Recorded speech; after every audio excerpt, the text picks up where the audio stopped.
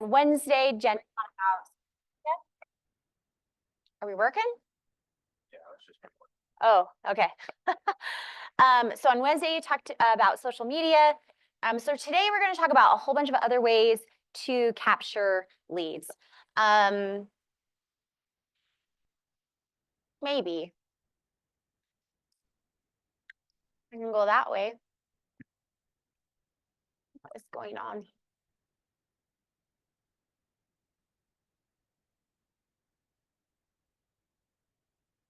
Shoot.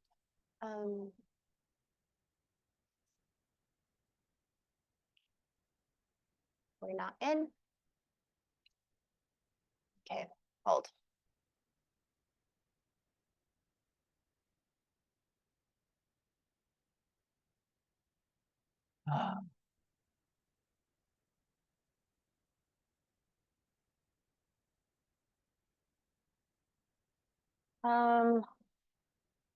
Amanda, I don't think we're fully logged in.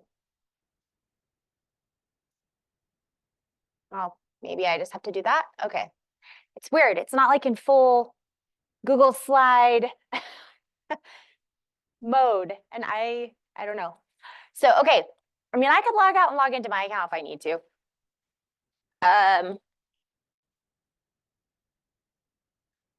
Okay, so we're going to talk about some different systems that work. What in the...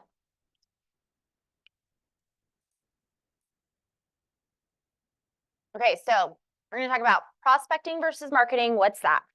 How to find a gold mine, or where the gold mine are. Those are in referrals. Other sources, capturing every lead. How do you capture them? What you do with them when you get a lead? And then hopefully some ahas. So Gary Keller says in Shift, you love people, but at the same time, you haven't yet learned to love hunting for them. So part of, I don't know if we're fully into Google Slides. I don't know. It looks weird, but it's fine. It's working. Do the full screen. How do we do that? Well, see, I clicked on it and then it said I had to log in. So I don't know. Oh, what is that? The VIP one? No, that one.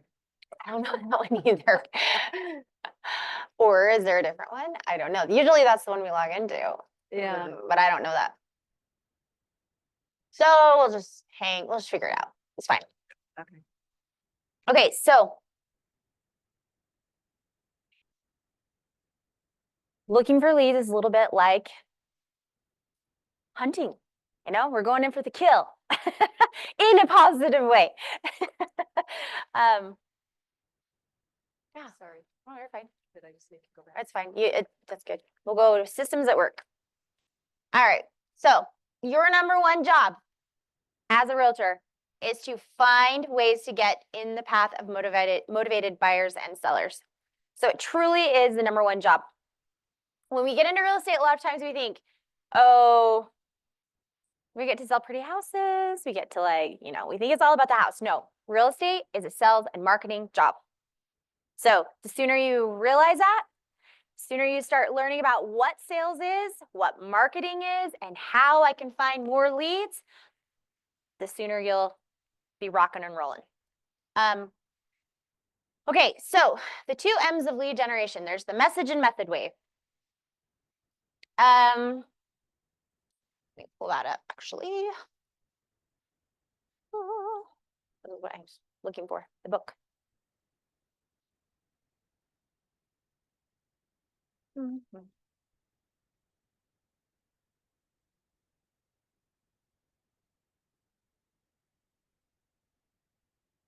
There.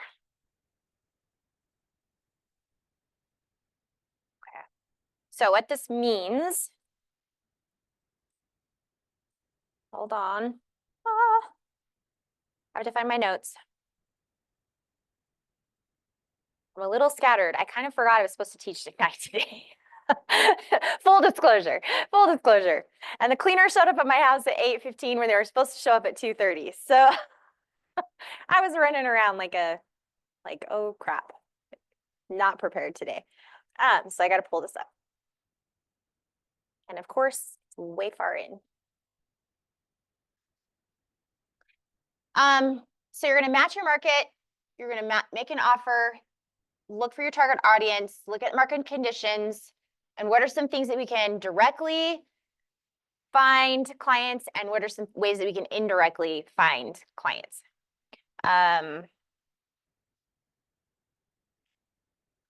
Sorry, I'm surfing. Grow your database, we're like at the end.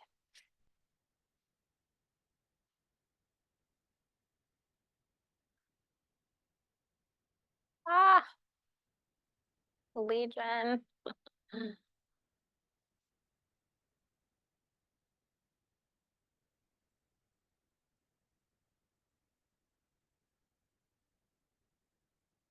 Close.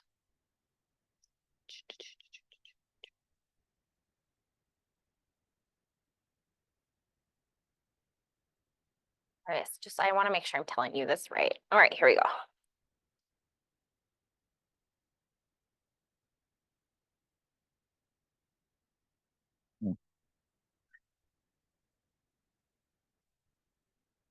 Okay, so this slide depicts a system to help make your lead generation more purposeful. So what you're going to do is we call this the message and method of lead gen, the 2 M's.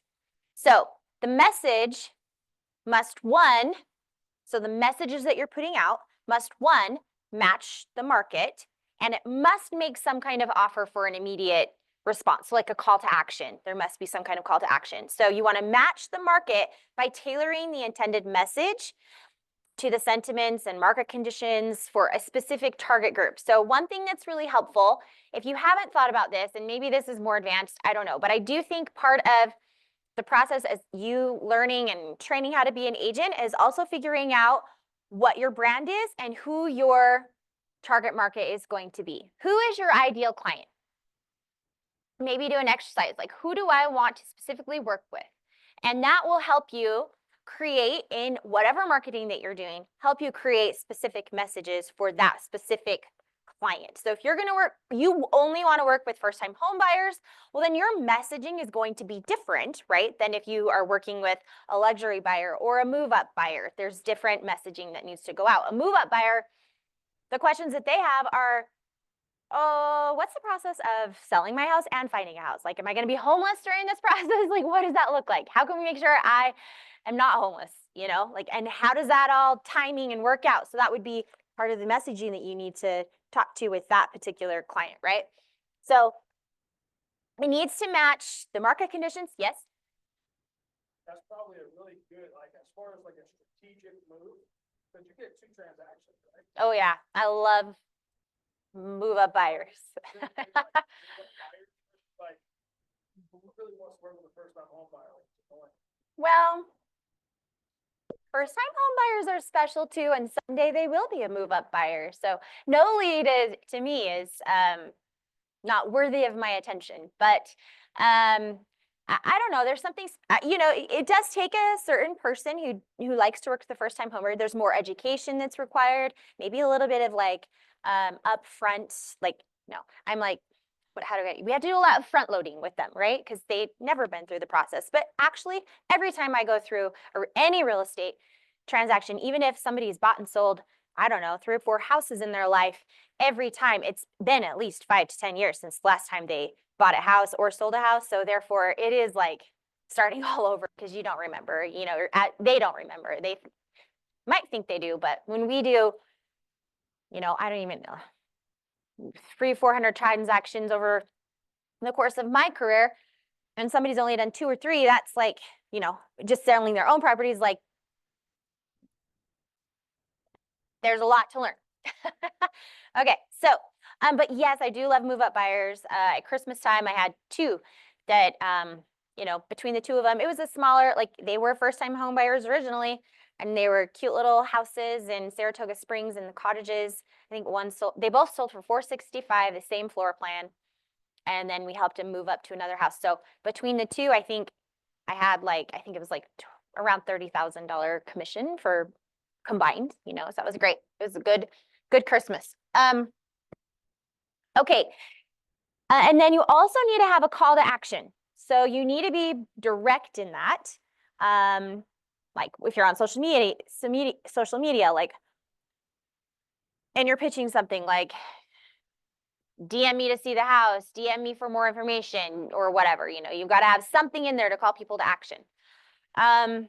Or it can be an indirect, look at my website to learn more. So call me now is direct, look at my website to learn more is more of an indirect way. Okay, so what could be an offer that would generate a response, do you think?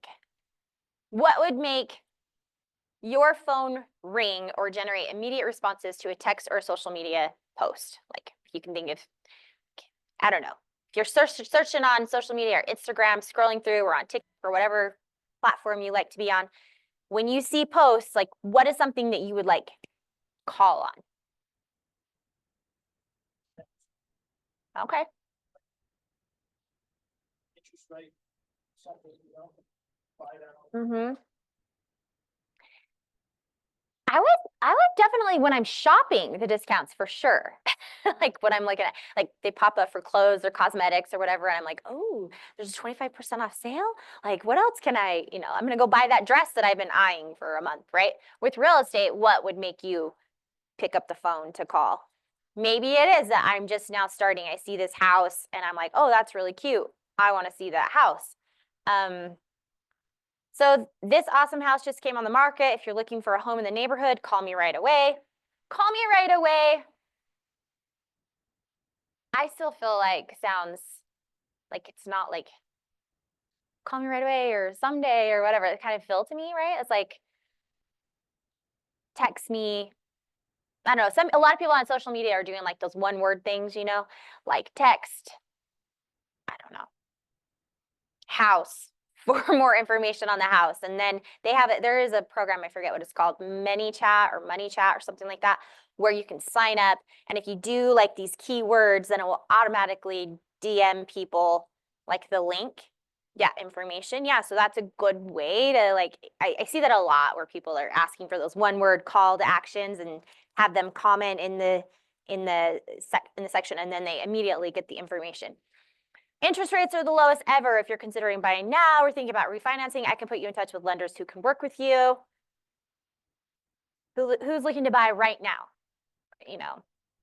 Or comment lender in my comment lender, and then you send them the lender information, blah, blah, blah.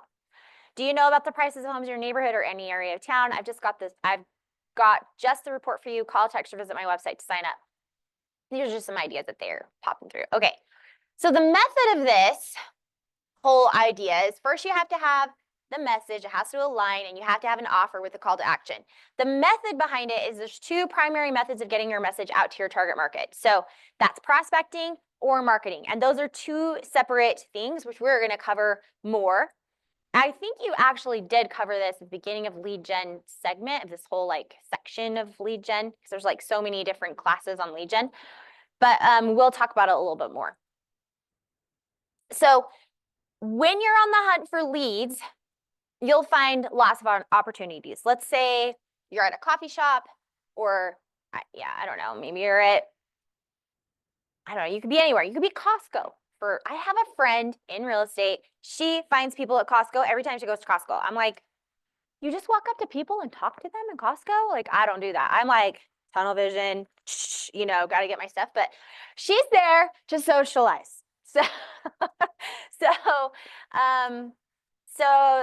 maybe you're at a coffee shop, you're at Costco, wherever, you're at a basketball game, you hear somebody say they're talking about an open house, or they're talking to a lender or whatever. What do you do? I know, it's like opening your mouth, right, is sometimes the hardest thing. So I overheard you talking about an open house. Are you looking for a home in this area? That would be a good conversation framework for that. Second thing, so you're going to approach the conversation with some kind of conversation starter. I overheard you. Are you looking in this area? Yes, no, maybe so. Okay, now the second thing you're wanting to do is connect with the person. Try to build rapport, break down those barriers, kind of make up a little friendship, right? Do a little bit more questions asking. And then once you get for that and you're talking, you're just building a rapport, having a conversation with these people, look for opportunities within that conversation where you can slide in something like, well, I have a list of homes in the area. Would you want me to, I'd love to connect you so that you can stay informed of what comes on the market. Would that be something that would interest you? And then yes, no, maybe so, get their email. Or if it's appropriate, ask them if they want to meet later to go over some different options. But usually I just would try to get their email and phone number, try to get them on some kind of a listing alert. Okay.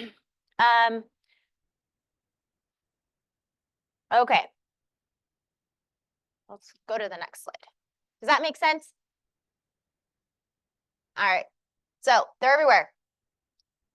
We have to be open to it. We have to be open to the opportunities, open to and willing to open our mouths, right? When we do approach, then we're going to try to connect with somebody and then we're going to ask them for something. Usually, can I give you more information? Can I get you on a email list? Can I something so that you have their contact information and can follow up and start providing valuable information for them.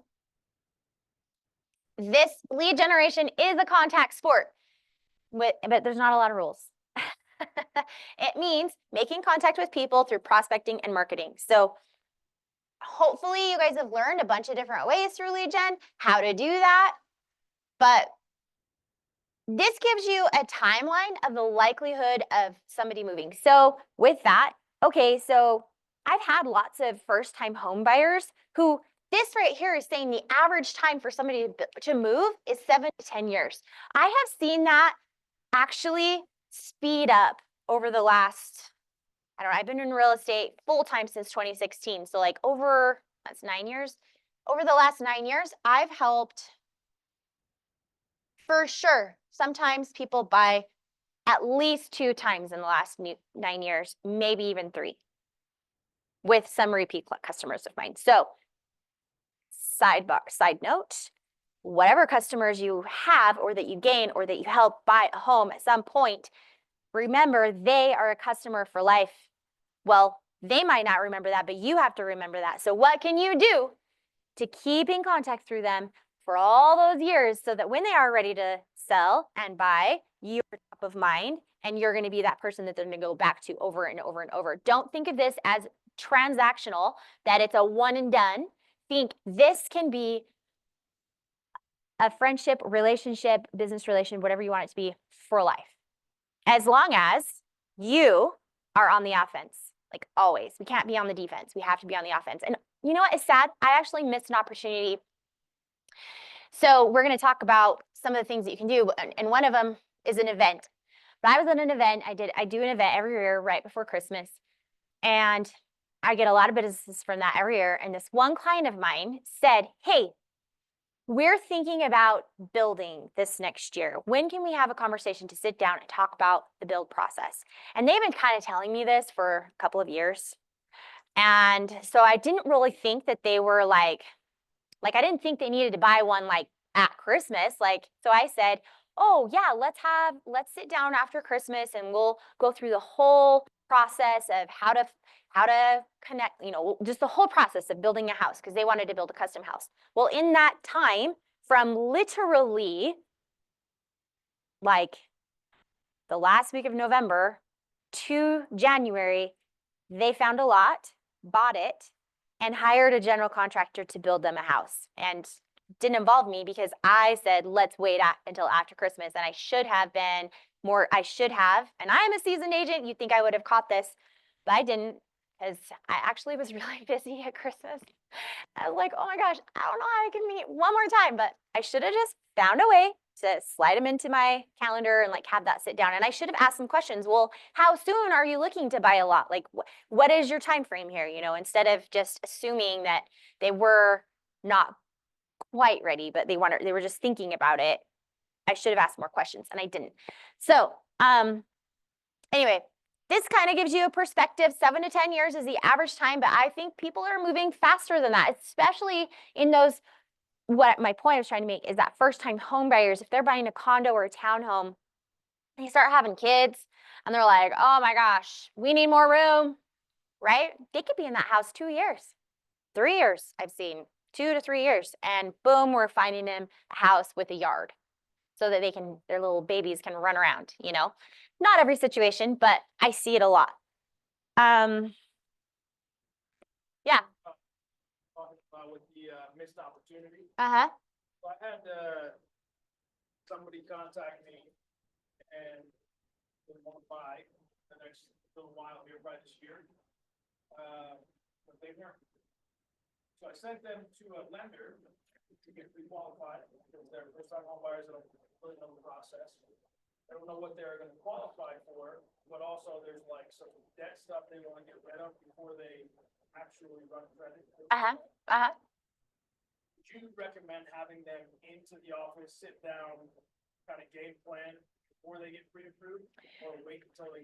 I'd wait until they get pre-approved. I mean, you could, but really the first thing that you want to do is get them talking to a lender, because we don't know how long, like those debts, like how's it affecting their credit, whatever, you know, but one way that you can help them get motivated to talk to the lender is tell them most lenders are not going to do a hard pull right away. They're going to do a soft pull, so it's not going to affect your credit. And also, most lenders can help them with a strategy to help them build or fix their credit with their debts, whatever. Or sometimes maybe it's not as grim as they think it is, you know, and they talk to a lender and they're like, oh, you're qualified for this amount with what you have, you know.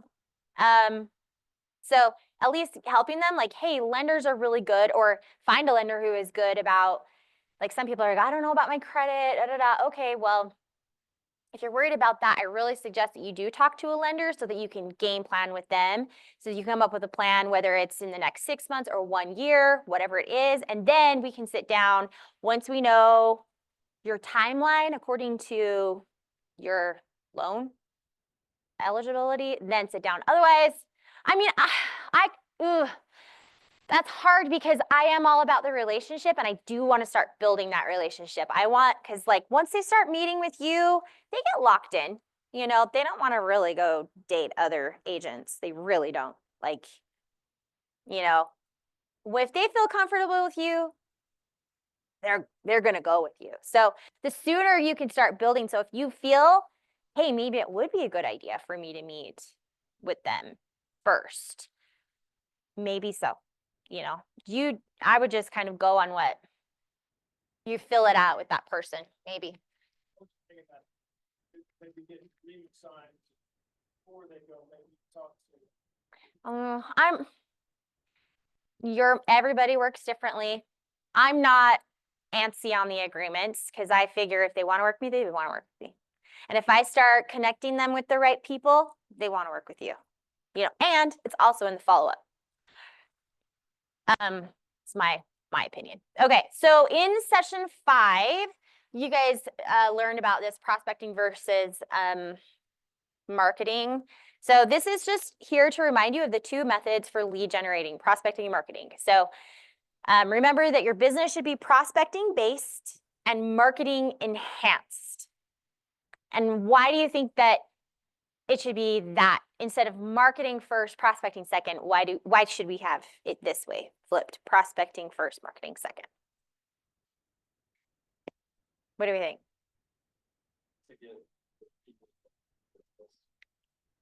First, you gotta get the business.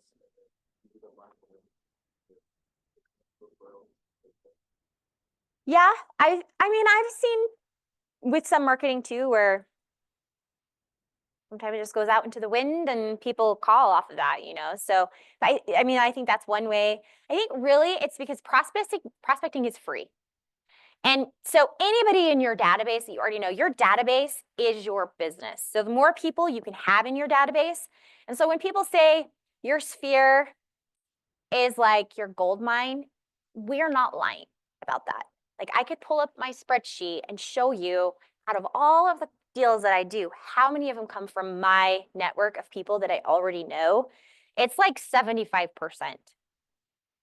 It's scary when you're first getting started in real estate to reach out to people in your network because it's scary to talk to people you already know. It's sometimes easier to talk to people you don't know, right? Because you don't, I don't know, we get in our heads, right? We overthink things. But really, the people in your network, people in your sphere, they already like you, know you, and trust you.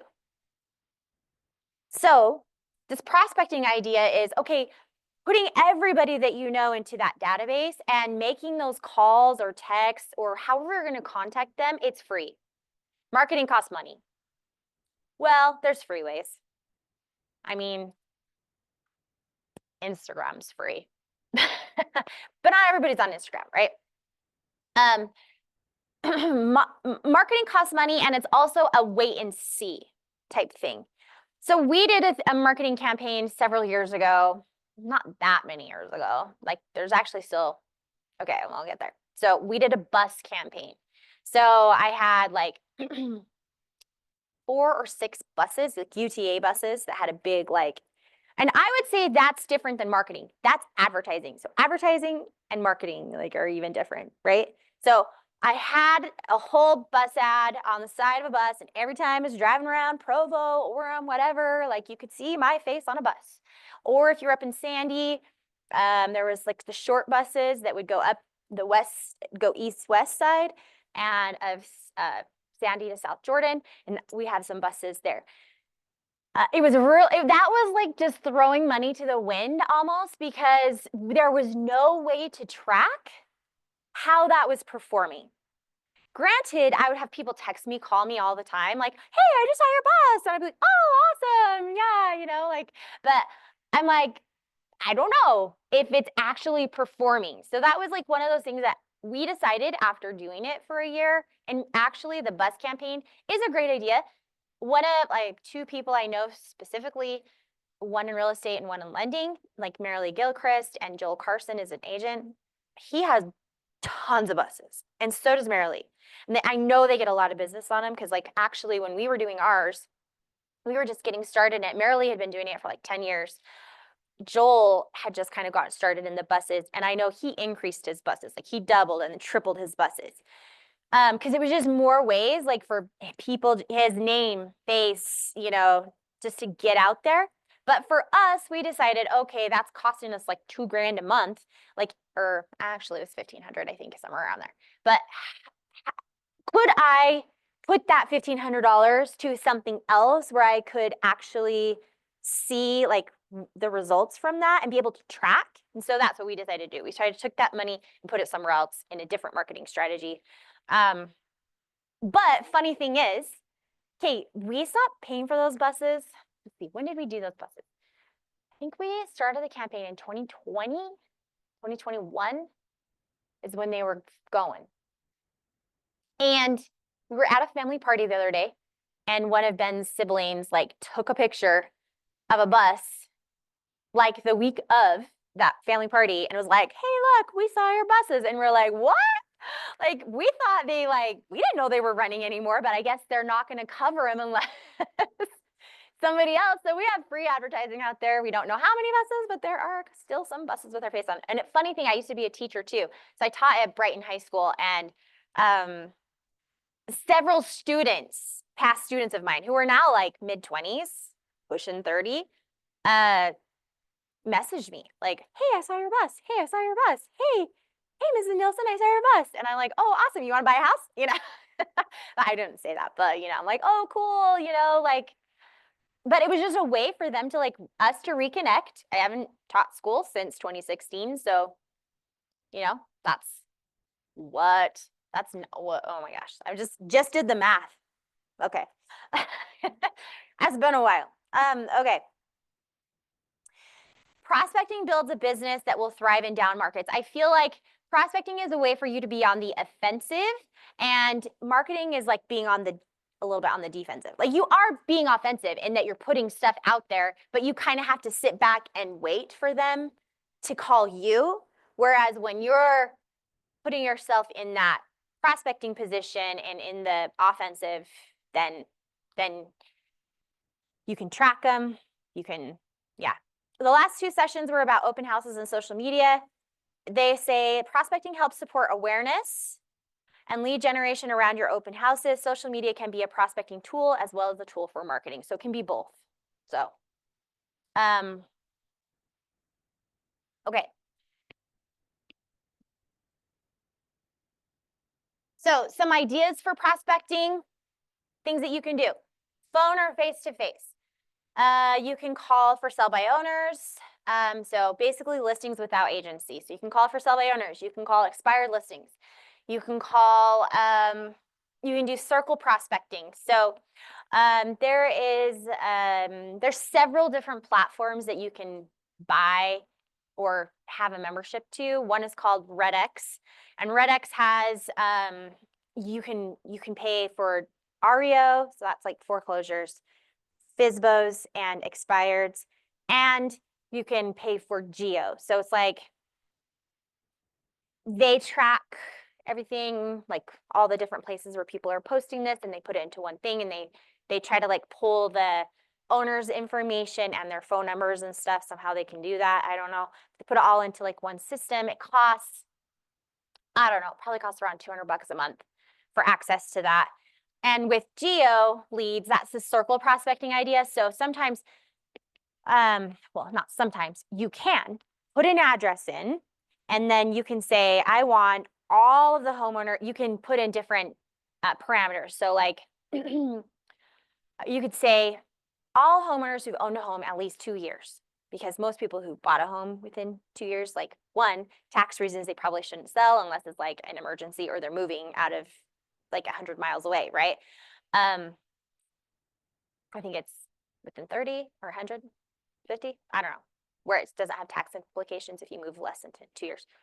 But anyway, so you want somebody who's had at least 2 years, because maybe they've got a little equity too, right? So you can put that in, say, I want all homeowners who've lived in their house for 2 years or more and within half mile. And you put in that one address, and it spits out a list. So it's a great way for you to like start, you can make calls instead of door knocking. So that's the idea of the geo is, and with the idea of the door knocking and with the geo, it's not, do you want to sell your house? It's more of creating relationships and getting to know people in the area and just seeing if they have a real estate professional who are providing them with, you know, updates on the market conditions.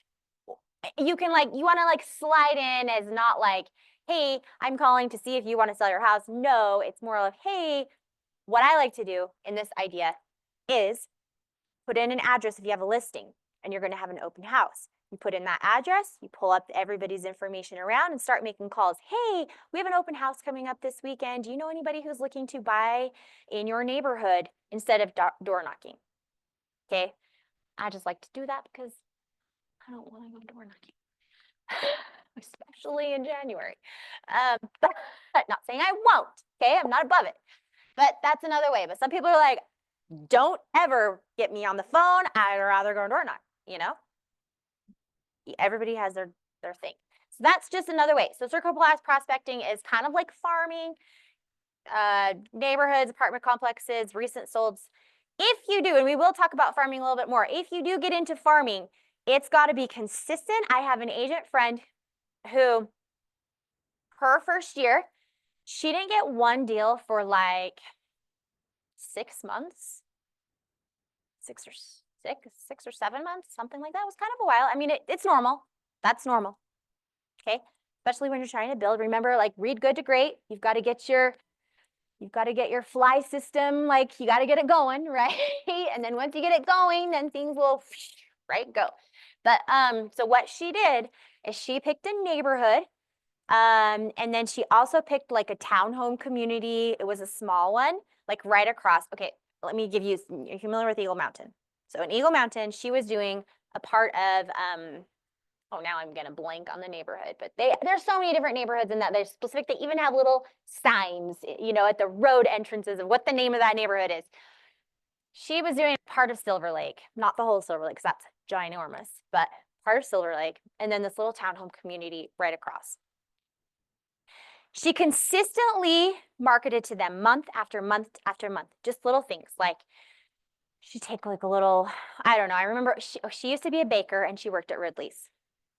So people knew her in the community as the baker who made awesome cakes at Ridley's, where it's like normally, to go to a cake, maybe you don't know this, but you go to a cake maker who makes nice cakes and they're going to charge you 50 to $100 for this cute cake, right? You go to Ridley's and she would do it for whatever the cost of the cake was, like $12 at Ridley's for a cute cake, and she'd make it so cute. Well, she'd done that for a lot of years. A lot of people knew her. So one thing that she did is they know me as the baker. So her very first introduction was she did these tiny little cupcakes and put them in like individually wrapped them. And then you don't have to go all that like that. You don't even have to bake. I'm just telling you one idea, right? She had a cute little note that was like, hey, I'm Marty. You might know me from Ridley's, la da da. Now I'm in real estate. Anyway, month after month after month, and they were not all baking things, but that was the first introduction because it was like, I'm the baker, now I'm the realtor. Like, here I am. She did that month after month after month after month. I want to say for 6 months consecutively, she did that. And I think she even did it for longer than that. But she started getting deals. So no deals in 6 months. First 6 months, by the end of her first year, she did 10. All from that. All deals from that neighborhood. Yeah, like might have had a rubber band or something and just had or they have these like bags with like handles that you can buy on Amazon and you can put like it inside and you just put it on. Don't stick a tape on people's doors. They won't like that. Or just leave it at the doorstep or whatever. Cards you can put into the door jamb, just slide it in. But not everything did she have a little gift with it. But sometimes it was just like maybe just a flyer, popping it in with some. I personally think if you're going to go door knocking and farming, I think at least once a month, or I guess you're only doing it once a month. But if you're doing it, I think there needs to be something about like the market in there, maybe like a market snapshot of like homes that have sold in their neighborhood with, some details about like market conditions. Kind of that way you're giving them not just, here I am, here's a cupcake. Not that that's bad. It was a great introduction, and she did do the market stuff later, but that was like her first introduction, right? But having something like that, because then they're getting something of value, and then they might look forward to that. Oh, I wonder who sold their house last month. I wonder what things are going for. Because people, even if they're not looking to move right now, people still want to know if I had to, well, maybe not everybody, but I'm like, this is my mindset. Like, I gotta know if I had to sell everything, what would be my net? like if I had to abort because something crazy went down in my life, how much money do I have? And our biggest asset is generally our house for almost everybody. So if I had to sell my house, what can I sell my house for? Am I going to make any money? Am I going to be in the red? I want to know that. So I assume, and I think there's pretty good odds with that assumption, most people want to know that information, whether they're selling or not, because things come up. Like heaven forbid the 3 Ds: death, divorce, disability, or job loss. We can add that. What's a D for that? I don't know. We need a D. We need 4 Ds for that, but something along that lines where things come up unexpected that cause people to need to move. So you being that person, you're going to be top of mind because you're bringing in information every month. For her, that was awesome. Okay. Community outreach, charity, volunteer work. Jen Jorgensen is amazing at that. Every year at Christmas time, she was just telling me about her whole thing. I didn't realize how huge it is. I can't remember what she calls it, but she does a Christmas, basically they provide Christmas for people in need. And it's like people in need who didn't cause it. Like, you know what I mean? Like, they get sick, somebody dies. I mean, like, these are like things that like from external reasons, yes. So they do this thing. They now are so involved with like Spanish Fork Fire Department, maybe Payson too, I don't know, a couple different fire departments down there, and they start earning money. Last year, they gave away $80,000 of services and goods to people in need. One family, she was telling me specifically, they're a young family. They have a child who either was born with or developed some kind of rare disease or cancer or something, I don't know. And I think she was born with it. So it's some kind of rare disease. And she's not even gonna live, the child's not gonna live till like adulthood, right? But it's causing, it's just a lot. Money, all the things. Husband has to work from home, wife has to work. So they need a place to work. But like they have a smaller house, they don't have the space for it. So they need the basement finished. So what she did, she went out and they got all kinds of contractors to donate. I think the only thing, she said they got a whole basement paid for and built for this family. Like, that's huge. Like, makes me cry, you know? But like, so like, there's so much that you can do, and you don't even have to do something that big, but just think, well, how can I get involved in volunteer work or in charity type work? Because what we do, like, we are so blessed. Like, we are so blessed. And I know we all work hard for what we have. And so it's not like, you know, like we're working for it, right? But we are lucky that we're in an industry where we can make a lot of money and where we can help a lot of people. So if we have this idea and this vision that life is greater than just me and just you, like there's so much that we can do to help people. Like think of what that can do. So I know she gets probably work from people who maybe not even have been a recipient, but just know that she does this big thing every year at Christmas, and she does tons of advertising to get families and to get, they've even created like a nonprofit organization for this. Like it's huge. Anyway, she's amazing at that. But you don't even have to go out and do your own thing. KW, we are all about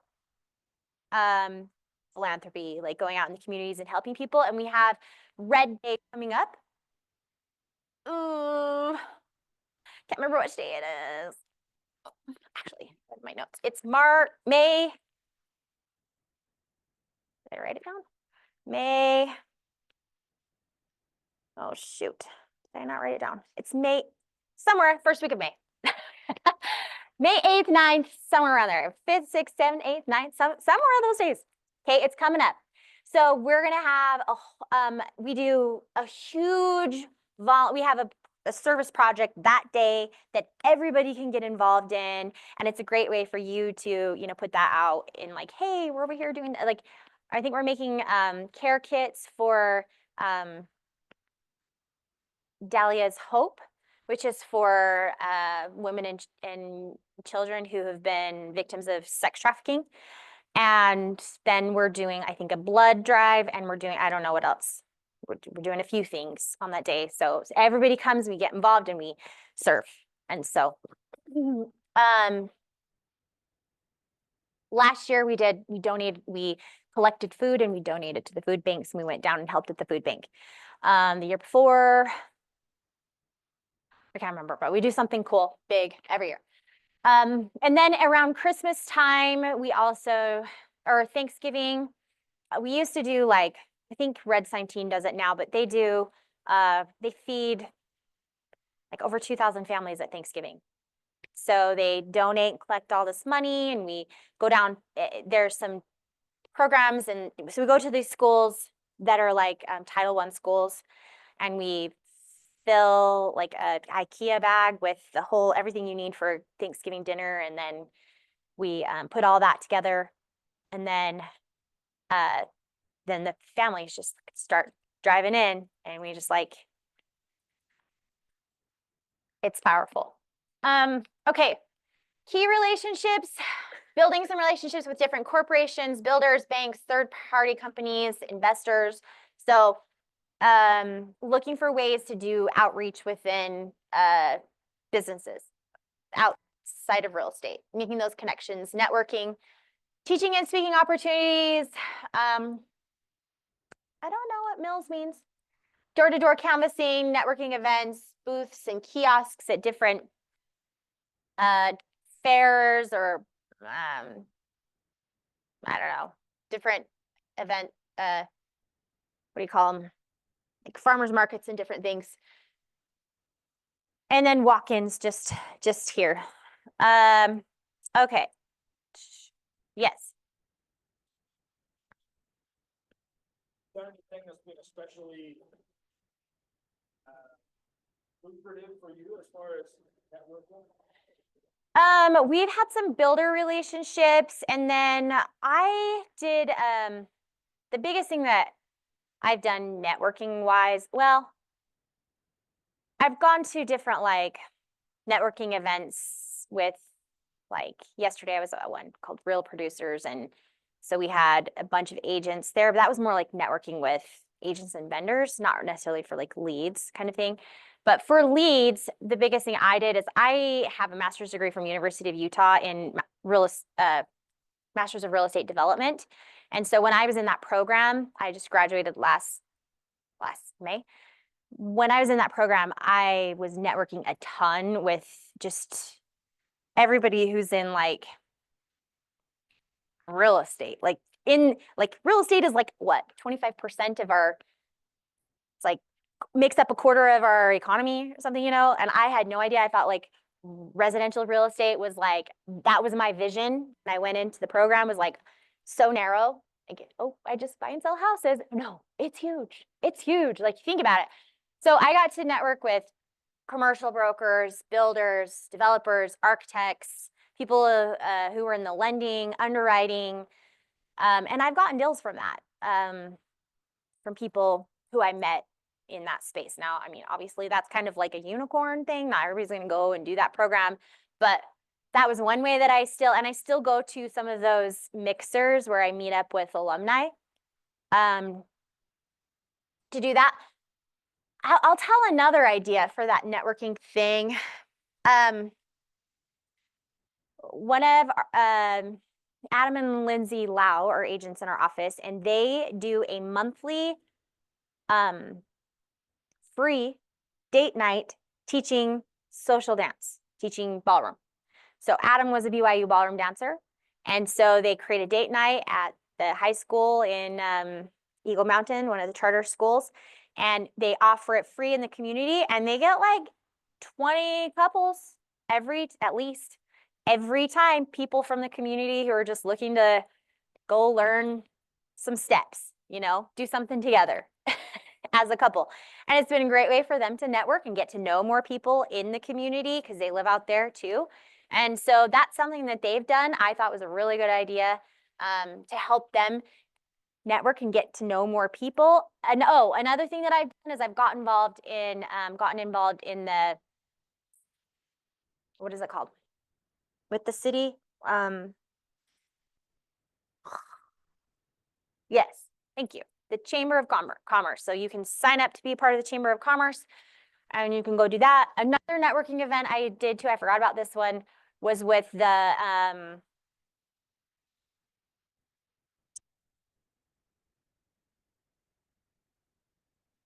oh my gosh, the Parade of Homes is put on by the Utah Valley Association, Builders Association. Yeah.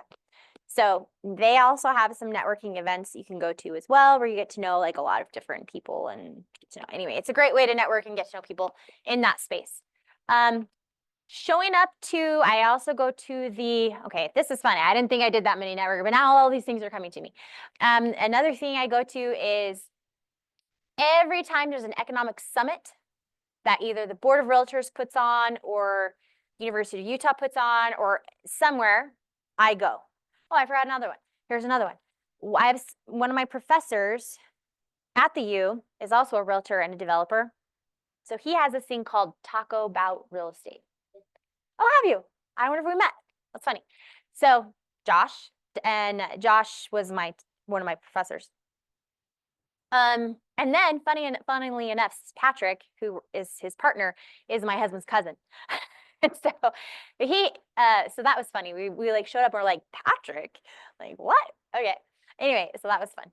But he does a monthly event where he has tons of different business people coming to learn about different things in real estate related. Like I think didn't he just, or he's doing like a 1031 thing soon. January he does like a market. He had the John Burns Institute. Yeah, they did an ADUs one. That's why you look familiar. I was at that one. They did an ADU one. They've done, I don't know, they do something new every year. And whoever they have a sponsor who brings tacos. So we sit and eat tacos and learn about real estate. So I thought it was a great idea that he has created, and it's a great way to go network with different people. All right. So prospecting, marketing. So this falls under both arms.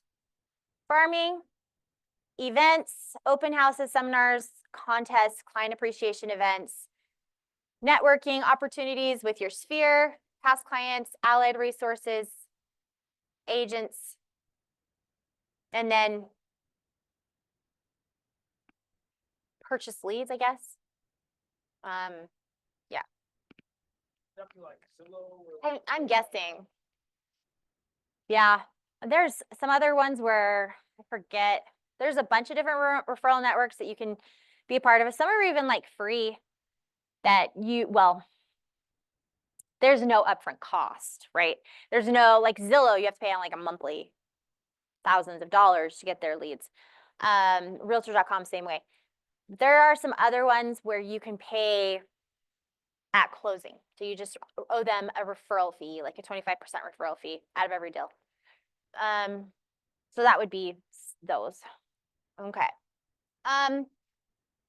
Events have been, for me personally, the things that have worked the best for me are events, social media, and I would say those are my top two, is events and social media.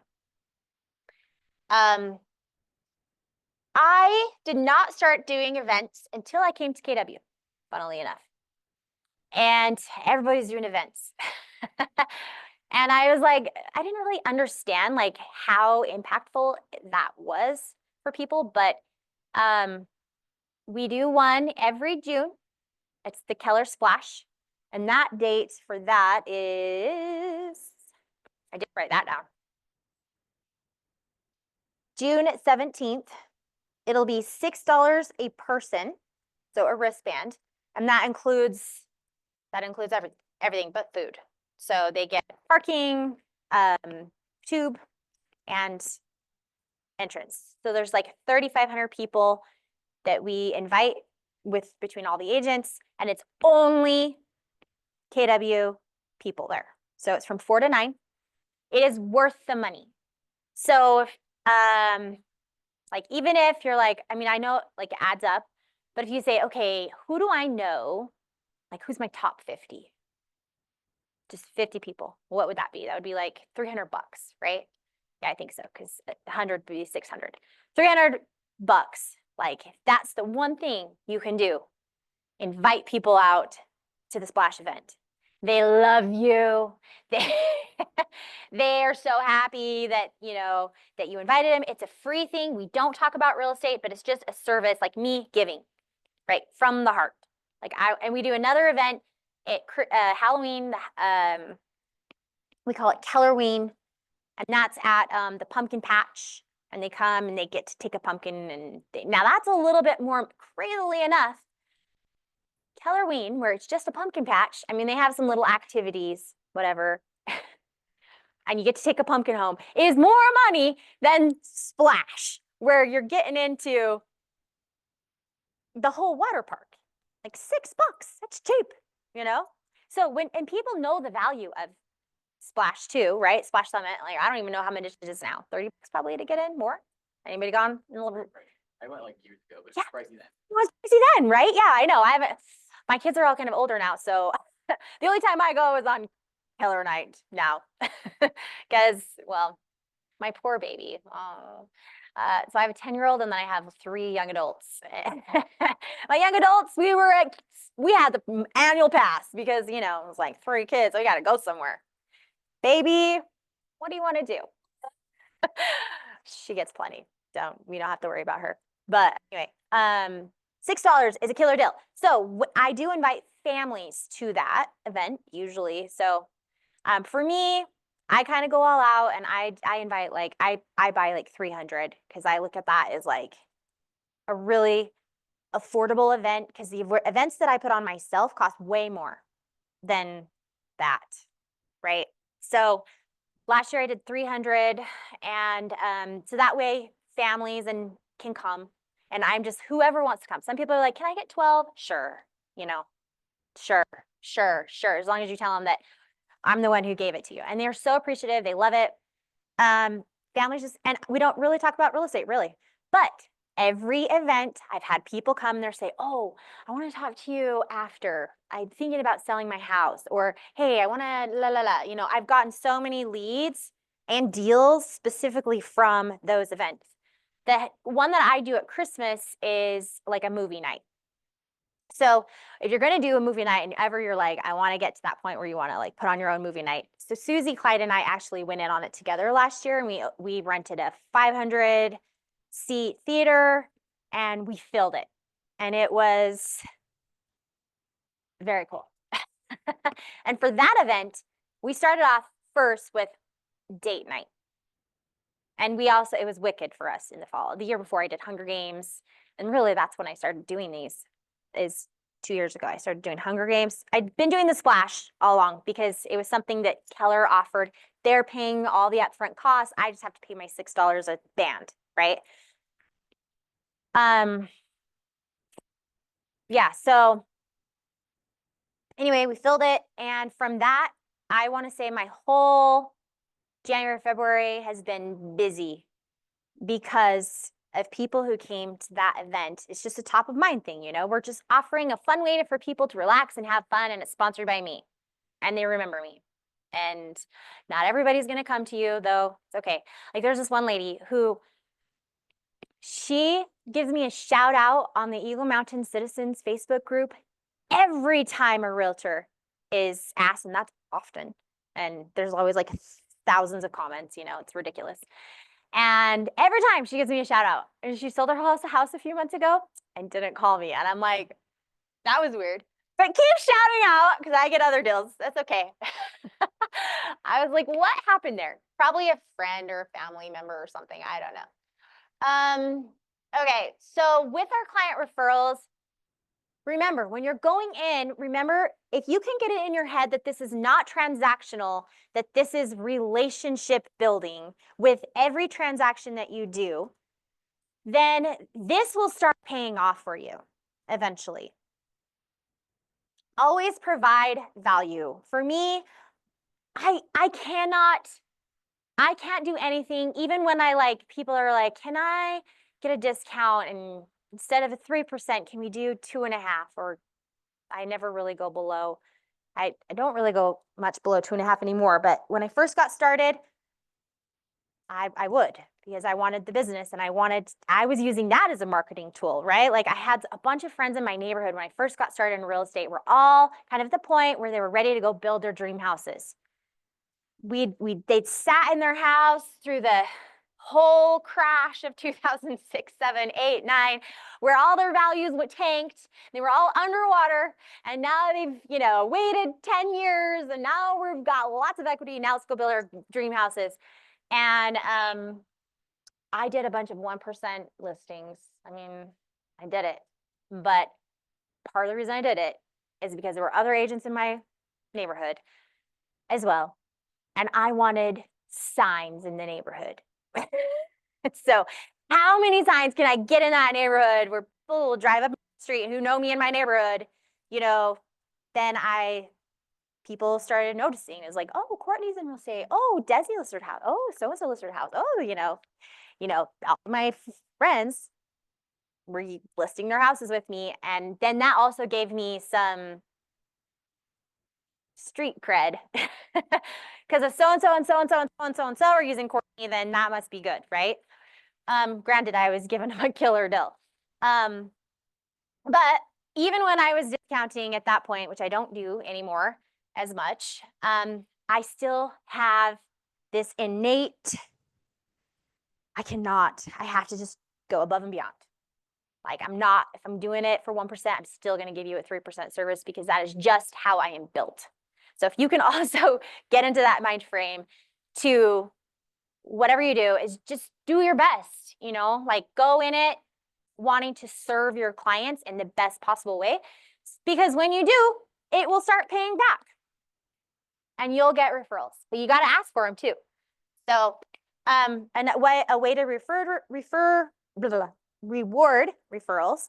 So I worked with another agent when I first got started, and she taught me at the end when she would like send over her final closing email, hey, closing is this date, and while you're at it, will you take a minute? And she had a whole thing like, give me a review, send me a referral, and if you do that, then she would pay them like a $25 gift card, or if you gave her a review, it was like $10 gift card. If you gave her a referral, it was like $25, $50, whatever. But even, like I told you, that lady who gives me a shout out on the Facebook page, I send her swig gift cards all the time because just a little $5 drink. Or I also do the Quench It because I want to support Quench It in Eagle Mountain because they are right there, so I get a bunch of cards from Quench It too. And with Quench It, you don't have to get a whole $5 card. You can just do one drink. And so it's like $2 one drink thing. And so I'll just send a drink card with a little thank you. Thanks for the shout out on Facebook. Appreciate you. With a little drink card. So if you kind of get into that mindset too, and honestly, like $25 for a referral right now is like not very much anymore. Like I probably up that because I mean, you're making 10 grand on a deal. $50 is pretty, it's pretty nice to give somebody for a referral. So, and also I don't reward based off of results. I reward off of their effort. So it doesn't matter if they've closed on a house or not. I'm still going to reward the effort. So the little drink cards, I know, a couple of ladies who've never done business with me, and I met them, there's another networking, I met them through tackle football. My son is now 21. They did tackle football 4th grade. Yeah, we were 4th grade to 8th grade in, tackle football, youth football. Those are a lot of parents who give me referrals, but haven't sold their houses with me yet. Again, it's okay because I'm still getting the referral. Always send a thank you handwritten note. Handwritten notes for everything. That's just people don't do that anymore, right? You don't get handwritten notes in the mail anymore. So that is just kind of going an extra mile and doing that. And so that's what I do.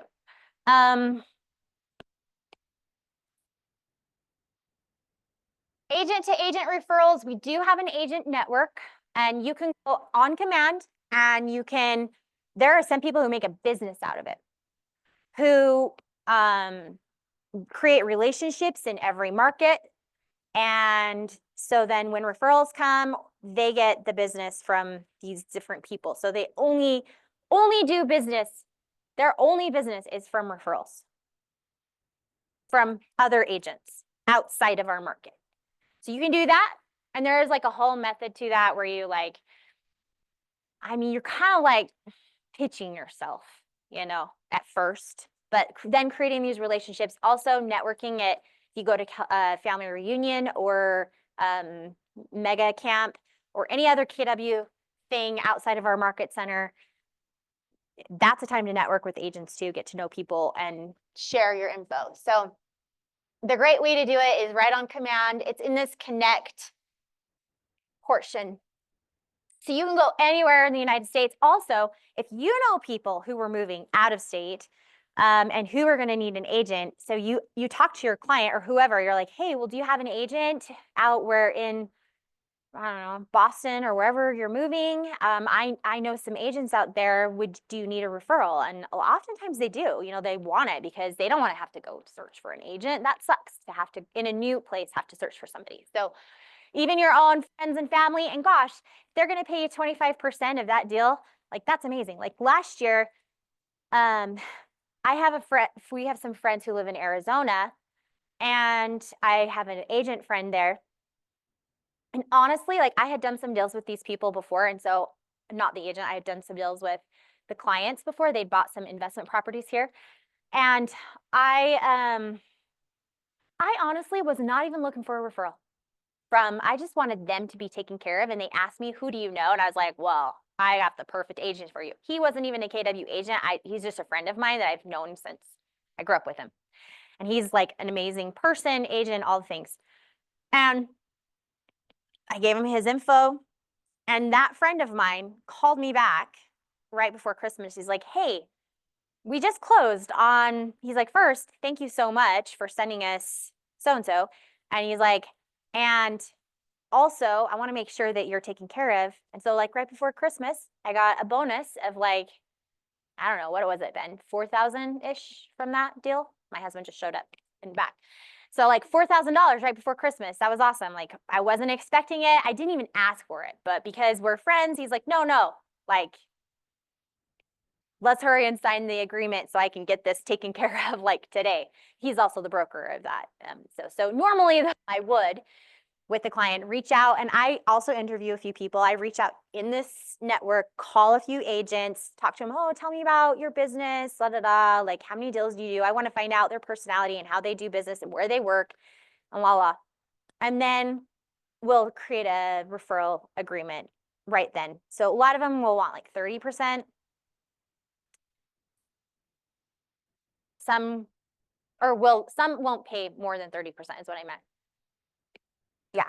So, but often they'll like even whittle you down to 25, but even 25 is good, right? 25 is good. 25, 35. I did have an agent up in Island Park though, who wanted 50%. No. No. Okay. Business referrals. We understand what that is, right? Do we need to go into that? Do you want any info on that? See what this says. If there's anything I'm missing.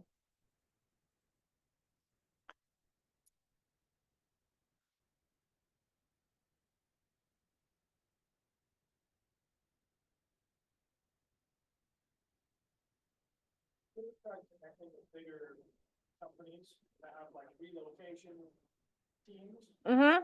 Yeah, we actually, so how I got started in doing that was so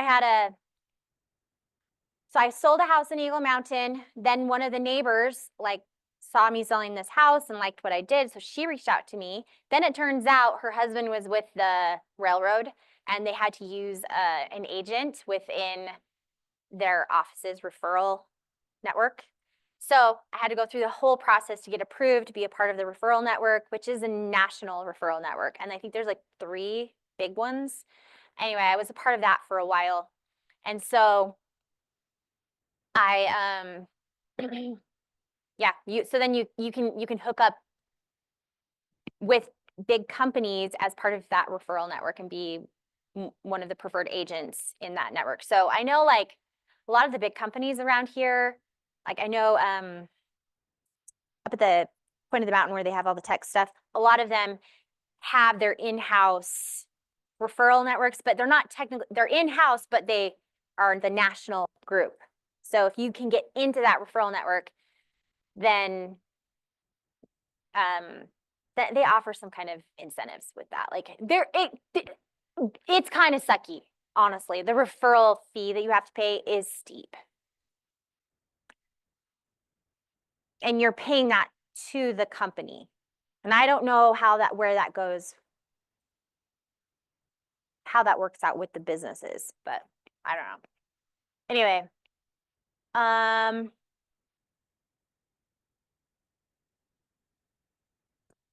let's see. Sorry, the business. I guess that would What are some business to business things, Ben? I cannot think. I was just about your referral network idea.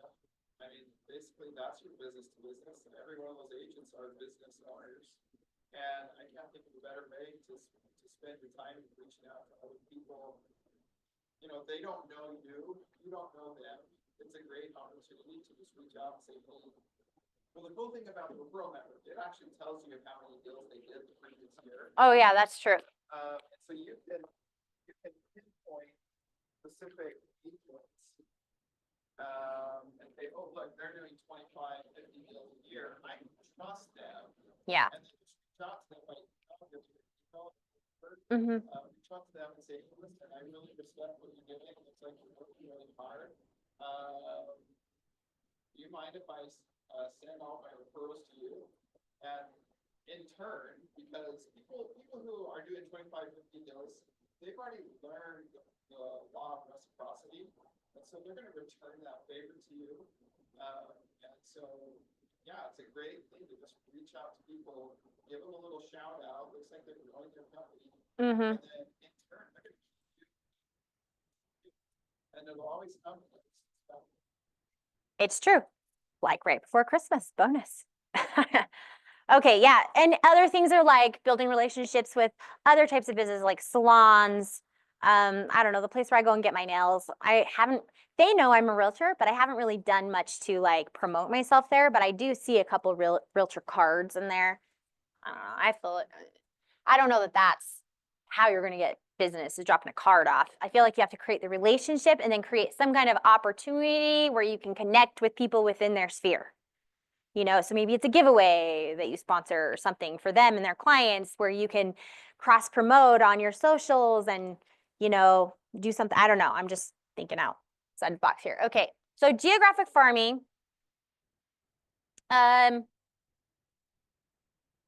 So when you think back to your lessons on open houses and social media, they talk about going out and, you know, networking around the open house, right? To farm that neighborhood around the open house, door knock and invite people, like who do you know in your neighborhood? Who do you know, family, friends who want to buy a house in your neighborhood? It's a great way to find buyers. Well, it's the same idea. It's just that you're just picking that geographical area. Like I told you about my friend who did the area in Eagle Mountain. Like she chose a specific, I want to say it was around 200 houses that she farmed religiously for consecutive months. And just doing it 1 month, you're not going to get a deal. I mean, okay, I shouldn't say never, but more than likely, you're not going to get a deal just going out one time. You have to be consistent. Whatever you're doing in anything you do, consistency is key. So if you're like, I want to farm, okay, that's a great plan. It's generally close to free. So this is a great way to get started. Lucas Reyes in our I think that's the last name. Yeah, I think so. He started doing this farming, and he was a door knocking god. And he would go out, and he started to build his business because he's like 19. He doesn't have a huge sphere. He's, you know, or life experience yet behind him. So that was one way that he could get out into the community. Don't let age, you know, what did you say? Yeah, don't let age define you. There's people everywhere who can be a client. And he was proof that, you know, at 19, I can go sell houses and I can do that by farming. Okay, so you want to set a plan. You're going to start with just a few houses. This could be like where you live. And I actually think personally doing it in somewhere where you do live is going to be easiest. And well, like my idea with putting the sign, getting people in my neighborhood to put a sign in the yard, people know me in my neighborhood. And when they see, oh, I didn't know that you were doing real estate, you know, and now you've got signs in your yard, that's street cred. So where you live or near where you live, an area where you would like to live in, maybe you don't own a home yet. Maybe you're just renting somewhere. Okay, well, actually, renting is if you're in an apartment complex, would be a great place to start net farming, because people who live in apartments want to buy a house at some point, right? Hopefully that's their goal. Okay, so this could be where you live, near where you live, an area where you'd like to live, or perhaps an area that you grew up in. So one of our agents so we used to have the Eagle Mountain branch. One of our agents there, she grew up in Riverton, lives in Eagle Mountain, but grew up in Riverton. Her husband grew up in Provo. Their parents have lived in their neighborhoods their entire lives. They are 30, this couple, you know, and I'm like, you need to be farming the neighborhood you grew up in if you're from here, right? That is such a good way. Like Ben's parents, they've lived in the same neighborhood for how long? Well, 50 years. Okay. They know his parents, therefore they know him, even if he hasn't lived there in 25 years, right? People still know him in that area. So think about you. Are you where are y'all from? Not Utah. That's okay. That's okay. Cedar City, okay. So not close. Oh shoot. The plan is not working for me. What? No. Oh geez. Okay. Well, I'm from Las Vegas and it still works out. He's from Utah. And actually, we should definitely be marketing that area. We don't.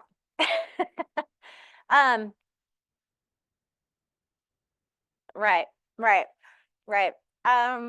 Okay, so it's okay. It's not like all is not lost if you don't live or were raised here, but just pick an area, right? Pick an area. Where do you want to live? That could be a great area.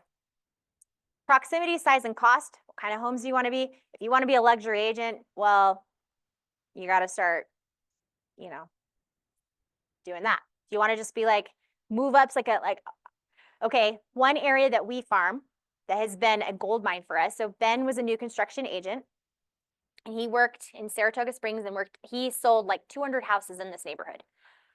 And every year we continue to market to that neighborhood, and every year 5, 6 deals of people who, when they bought that, and that was the cheapest house, literally, they were the least expensive community that were single family. They were competing with townhomes.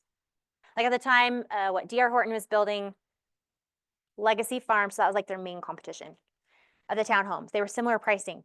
Well, those houses people bought, you started there, what, 2014, 2016, 2015, somewhere around there.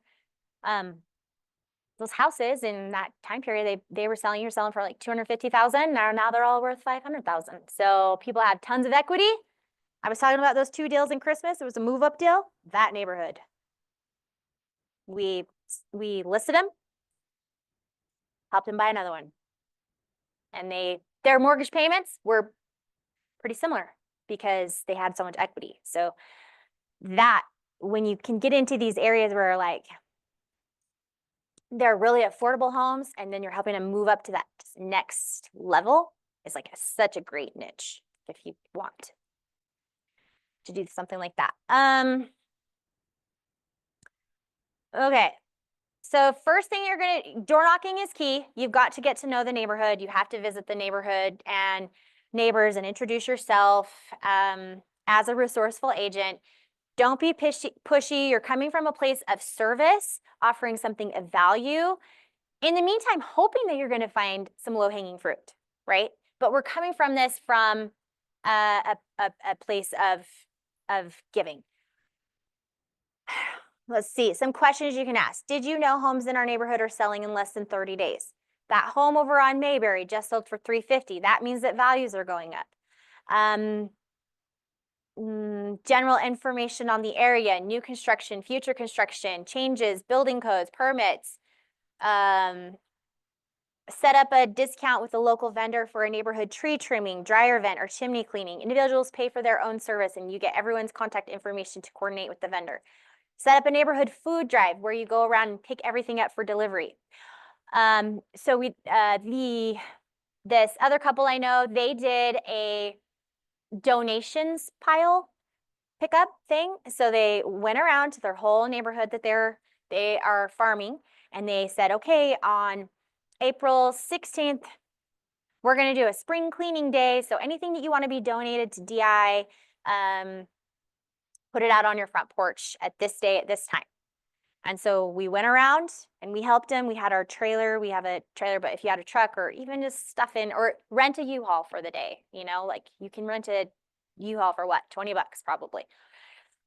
Well, they say on the trucks that's probably a lie, but $19.99, rent this, right? Anyway. Okay, so probably for less than $100 you could rent a big thing. Go through the neighborhood. We threw everything into the trailer, and then we dropped it off at DI that day. And then you have also, not only are we doing something service-oriented for the community, but we're also doing something good by not like trashing and, you know, recycling and whatever. Okay, so that's an idea. Think of something that you can do that would add value to your people that you know. Okay, door knocking is useful for notifying neighbors of upcoming open houses, just listed houses, just sold houses, or looking for listings for interested buyers. Also, door knock for charity drives, upcoming community events, or community activities such as a neighborhood watch or neighborhood cleanups. We also want to keep safety in mind. Have somebody with you when you're out door knocking. Okay, the last two final sources, then we should be done here, are oh, there's just more notes. Events and seminars. Oh, geez. Events and seminars.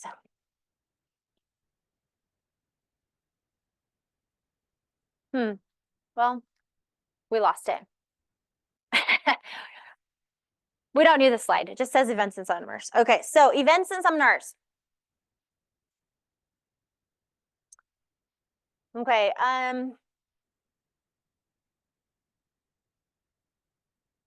so events don't have to be big, extravagant things. Like you don't have to spend $10,000 for a movie theater, right?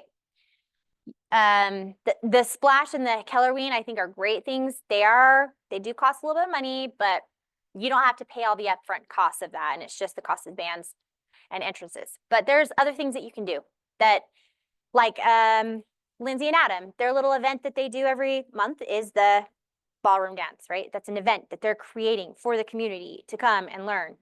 And he's not just a BYU dancer. He's like got lots of awards, national champion, la la la. So it's like he has actual value, I think. It's like, I want to go learn from him, like how to dance. Okay, so that thing, the neighborhood drives, that's an event. Like a spring cleanup type thing. That's an event. That's pretty much free besides, oh, maybe $100 you rent the truck to do it, right? If you don't have a truck. You can do the food drives, kind of like what the scouts do, go around, put a bag on the door and then say, I'm going to come pick that up on X date, right? That's another thing that probably you just have to get some bags donated from the grocery store. I don't know. Family front porch photos could be an idea. This is an idea on here. Virtual game nights. What are some other low-cost ideas that you can think of? Let's see. One idea I had for like Mother's Day would be like to have women in the network come and have like a floral designer there or somebody or friend who knows how to make a bouquet, but you have a bunch of stuff. You can get that stuff from Trader Joe's for way cheap, a bunch of flowers, and have them come and make a bouquet and leave.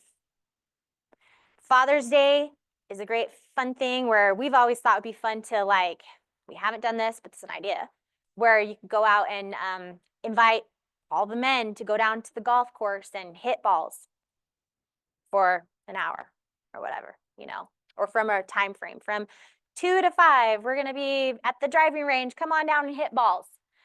What guy doesn't like to go hit balls? There's some other free ideas. We try to think of something, if you can't do something, okay, the gold standard is to try to do an event quarterly, right? With like a small thing monthly, like a way to make contact touch. If you can't do 4, then, and you can do 2, that's great. If you can't do 2 and you can only do 1, capitalize on that 1, right? But I hate to make calls like to ask people for business, but I can make calls to invite people to things all day long. That's easy, right? And when you're making calls to invite people to things, what happens? You start talking business. And I can totally have a conversation about that when I'm not the one who's like, hey, you want to sell your house? You know, like, blah. You know, I don't want to do that. But if I'm like, hey, we have this event coming up, we'd love to invite you. How many people? And then they say, oh, we'll have 4. And then they're like, how are you? And la la, and then, you know, you start talking. Okay, that's great. So just in your mind, think, okay, what is one thing I can do this year? And do that. Then after you've done that one thing, you get a little bit more business. Okay, how can I add on 2 this year? How can I add on 3? How can I add on 4? And we really, honestly, have really only done the 2 events like consistently year after year after year. And we, you know, we were a number 2 team. So we get, you know, like it doesn't take a lot. It just means like you got to do something, right? And start building those relationships. And I mean, okay, it took a while for us to get there. So, you know, but you can. Everybody can do it. There's enough business out there for all of us to succeed. There's enough people you attract different people than we do, right? So there's not a competition. If we don't have scarcity and we have abundance mentality, there's enough for all of us. And so people are going to want to work with your personality, your personality, your personality, your personality, and mine. And they're all different people. So think about what kinds of things you can do. Another thing that you can do that's kind of like, once you get, so this is an idea, another great training, if you want to learn about referral-based business, is Brian Buffini, Buffini.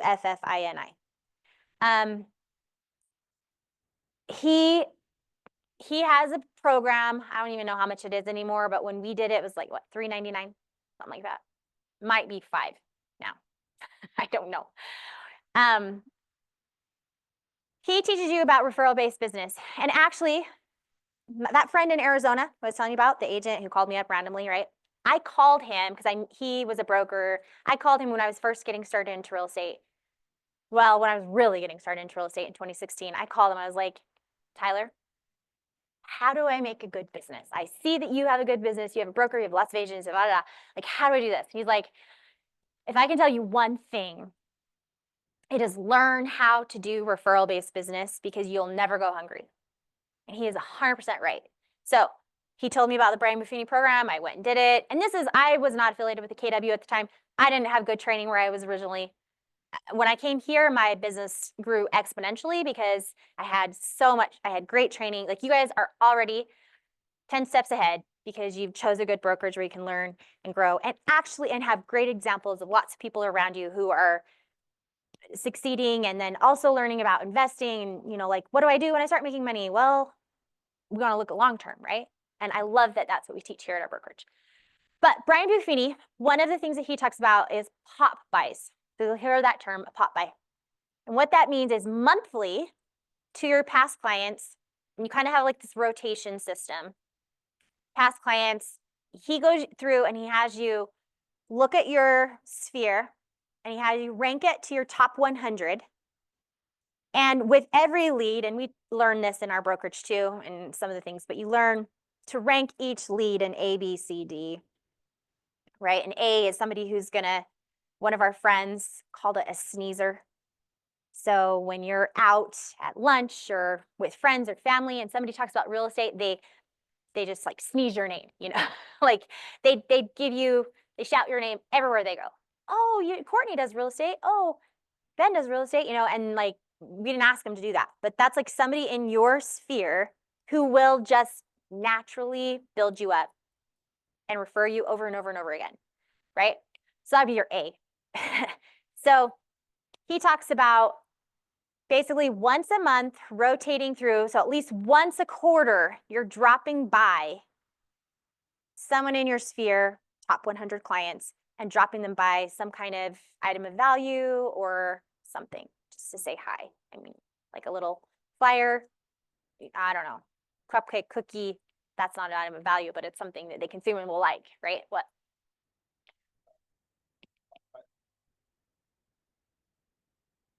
Bibles, Oh, yeah. stop by, one cookie, what is it cost? $2.50. That was when Crumble was $2.50. Yeah. I don't know how much they are now. Oh, yeah. Somebody was thinking about her, some people might not care at all, they're like, oh, why this one? Some people are like super excited. Anyways, We sold our house. yeah, we started talking about, possibility of financing the house, plus money out. And, another sold the house, the bottom one, now they're selling the next one, they're buying another, I mean, that One cookie. Yeah. Well, actually, yeah, and he met them when he was working for the builder. So they were one of the people who built a house with him. So that was that one community. from the builder, because the builder wanted to afford their leads, right? So they really didn't tell us, hey, take care of these people and you come back as a regular resale agent. You know, as long as you take care and foster that relationship, you know, you'll be able to get additional business. They never taught us that until it came here. And we were in Florida, and it kind of just was a big aha moment. Which was your At database. family reunion. Database, take care of the people.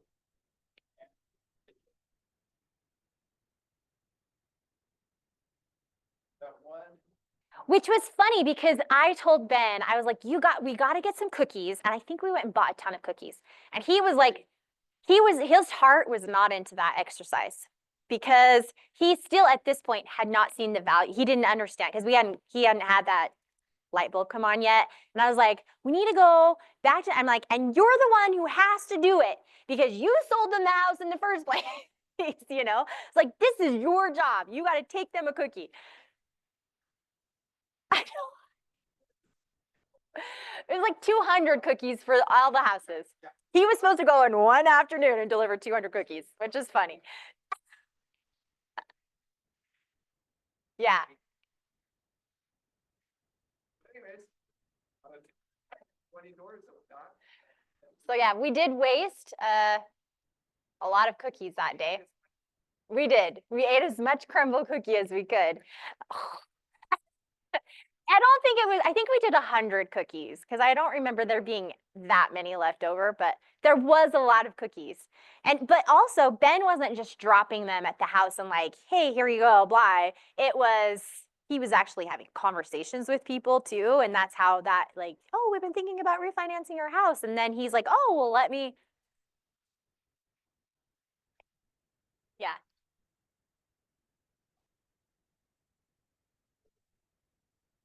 Yeah. Yeah. So the idea with Buffini is not to do 50 in a day. It's actually 5 a week. Like one a day, drop by someone and just like, you know, so you have an idea, this is what I'm going to do for the month.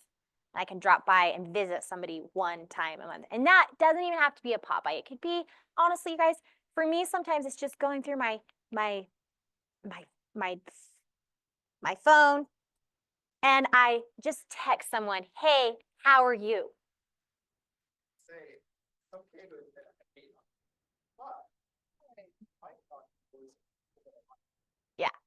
Yeah. That's true. So anyway, think of some things that you can do. You think of some free things that you can do. Like what kind of services do you are? What do you like? Maybe you're an artist. You want to have like a paint night with somebody and teach people. Like people love that kind of things. You don't have to pay the paint night people. You can do your own exercise. Yeah. Maybe, I don't know. What else? What are some other things that, That looks good. Old plastics. yeah. Oh, yeah. Oh, that actually, the clay night would be really fun. There's a place over, so I teach hot Pilates for funsies, for my own health and wellness and well-being, right? But I also I just love it. So I just do 1 or 2 nights a week. But this studio that I'm going to be teaching at as a, like to, I don't know, say thank you to all the teachers who said they're going to come and teach with her at her new studio. She hired out, what is the place called, Ben? Kiln Creation. I'll think of it. Yeah. And so she rented out for like an hour and we all went, and I think it would be a fun like activity to invite people, like you sponsor. And it was like you were actually making pottery. It was like Ghost, but not. No sexy relationships involved with the ghost, but but it was fun because like I'm on one side, Ben was on the other side, and we each had our wheels, our turntables, and we were both like making our bowls, or our plates or whatever it was you wanted to make that night. And that was fun. And they had like a whole bunch of them. That would be a fun activity. Anyway, but I know that like for Lindsay and Adam, when we were telling them, they were trying to like, what skills do we have? And that was where like, oh, I have I'm something good I could do. It took a little bit to build that and get people out. But it's been great for them. Any questions or anything? Any ahas?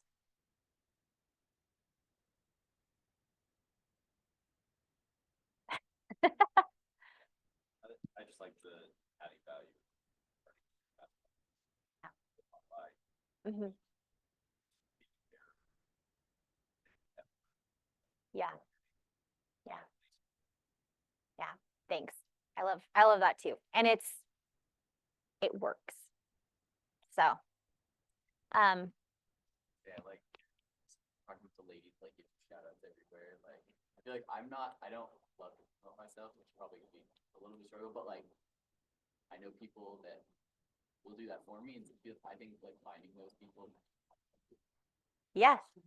Yeah, no, I love that idea. And it's hard to self-promote truly, and especially when you're getting started on the socials. And I mean, I didn't grow up in the generation where everything was online. So it was really hard to even just be like brave to start posting things, and also to get on the stories and talk, like, but eventually, like what I would do in that instance is I used to like record and then delete and record and delete and record and delete and record and delete. And I just like, okay, I can't do that anymore. It's like I'm more worried about it than anyone else. Right. And so I just am like, record, close my eyes, and send. Like I'm gonna just let go, like of the just my own ego, my own. We are our hardest critics. And most people don't think twice. In fact, they're thinking, that's cool. Look at that person, showing up.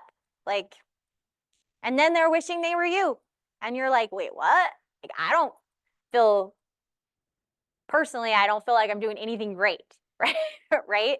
I'm just doing it. And that's the key, is consistency and just showing up and doing. So just remember, in your business, be on the offensive. Don't be on the offensive. What can you do to get out there and roll your sleeves up and get to work? All right. Thank you.